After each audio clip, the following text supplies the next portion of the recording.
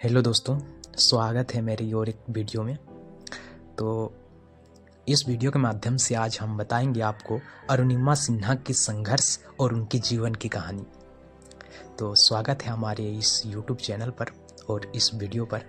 तो अरुणिमा सिन्हा भारत की राष्ट्रीय स्तर की पूर्व वॉलीबॉल खिलाड़ी और माउंट एवरेस्ट पर फतह करने वाली दुनिया की पहली दिव्यांग महिला पर्वतारोही हैं। उनकी कहानी अदम्य साहस और दृढ़ संकल्प की मिसाल है।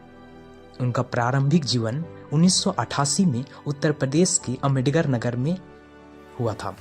वो बचपन से ही खेलों में रुचि रखती थी और राष्ट्रीय स्तर की वॉलीबॉल खिलाड़ी थी। सीआईएसएफ के हेड कांस्टेबल के पद पर भी कार्यरत है। तो अरुणिमा सिन्हा, उनके जो कहानी है वो साहस, दृढ़ संकल्प और अदम्य भावना की एक अविश्वसनीय प्रेरणादायक गाथा है। अरुणिमा सिन्हा ट्रेन दुर्घटना सन 12 अप्रैल 2011 को जीवन का टर्निंग पॉइंट अरुणिमा सिन्हा का हुआ। वो लखनऊ से दिल्ली जा रही थी। ट्रेन में कुछ अपराधी ने उनके बैग और सोने की चेन छीनने की कोशिश की। वो बहादुरी से विरोध किया, लेकिन अपराधियों ने उन्हें चलती ट्रेन से बाहर फेंक दिया। वो बरेली के पास रेल की पटरियों पर गिरी और दुर्भाग्यवश उनका बायां पैर घुटने के नीचे से काटना पड़ा। पूरी रात वो कटे हुए पैर के साथ दर्द में चीखती चिल्लाती रही। इस दौरान उनके पैर से कोई ट्रेन गुजरी। अस्पताल में इलाज के दौरान लोगों ने उन्हें सहानुभूति और नकारात्मक बातें कही, लेकिन अरुणिमा ने इन सब को अपनी प्रेरणा बना लिया। उन्होंने दुनिया की सबसे ऊंची चोटी एवरेस्ट को एक पैर के कृत्रिम सहारे से फतेह करने का दृढ़ संकल्प लिया। अस्पताल से ठीक होने के महज 4 महीने बाद उन्होंने महान पर्वतारोही बछेंद्री पाल को तो आप जानते ही होंगे। महान पर्वतारोही यानी माउंट एवरेस्ट पर चढ़ने वाली पहली भारतीय महिला बछेंद्री पाल से मार्गदर्शन में पर्वतारोहण का कठोर प्रशिक्षण लेना शुरू कर दिया। इस दर्दनाक हादसे के केवल 2 साल के अंदर 21 मई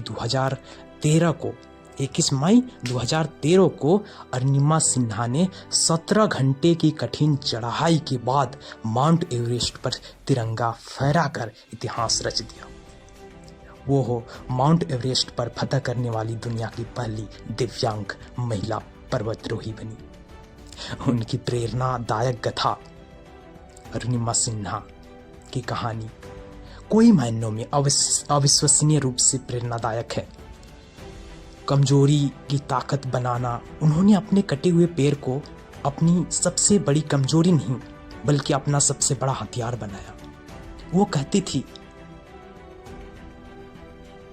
किस्मत तो सबको अपने पैर देती है, लेकिन मेरे पास तो लोहे के पैर हैं जो इन चट्टानों को आसानी से पार कर लेंगे। जिस जुनून से उन्होंने पर्वतारोहण को अपनी जिंदगी का मकसद बना लिया, वो उनकी सफलता का मुख्य कारण था। उनका मानना है कि जब तक किसी लक्ष्य के लिए पागलपन ना हो तब तक वो हासिल नहीं हो सकता। आत्मविश्वास और आत्मबल बिना एंथेसिया के अपने घायल पैर का इलाज करने का उनका निर्णय दिखता है कि उन्हें खुद पर कितना यकीन था। वो ठीक होने के लिए किसी भी दर्द को सहन कर सकती थी। उन्होंने लोगों की दया और सहानुभूति का स्वीकार करने के बजाय खुद को साबित करने और दुनिया के सामने एक मिसाल पेश करने का रास्ता चुना। अरुणिमा सिन्हा ने केवल माउंट एवरेस्ट ही नहीं बल्कि दुनिया का अन्य महाद्वीपों की 7 सबसे ऊंची चोटी को भी फतह करने का लक्ष्य रखा और उन्होंने पूरा किया। उनका एक महान लक्ष्य विकलांग लोगों के लिए और अंतर्राष्ट्रीय खेल एकेडमिक स्थापित करना है उनका मानना है कि यह एवरेस्ट पर चढ़ने से भी ज़्यादा मुश्किल नहीं होगा। अरुणिमा सिन्हा की कहानी सिखाती है कि यदि आपके अंदर जीतने की जज्बा और अपने लक्ष्य को अपना जुनून बना देते हैं तो कोई भी शरीर, बाधा या मुश्किल परिस्थिति आपको आगे बढ़ने से नहीं रोक सकती। अरुणिमा सिन्हा, उनकी कहानी ये भी सिखाती है यदि हौसले बुलंद हो तो शरीर की कोई भी कमी आपको अपने लक्ष्य को प्राप्त करने के लिए नहीं रोक सकती। ट्रेनिंग के दौरान उनके लिए हर कदम मुश्किल था। उनके कृत्रिम पैर से खून बहता था और लोगों ने उनका मजाक भी उड़ाया, लेकिन उनके हौसले बुलंद थे।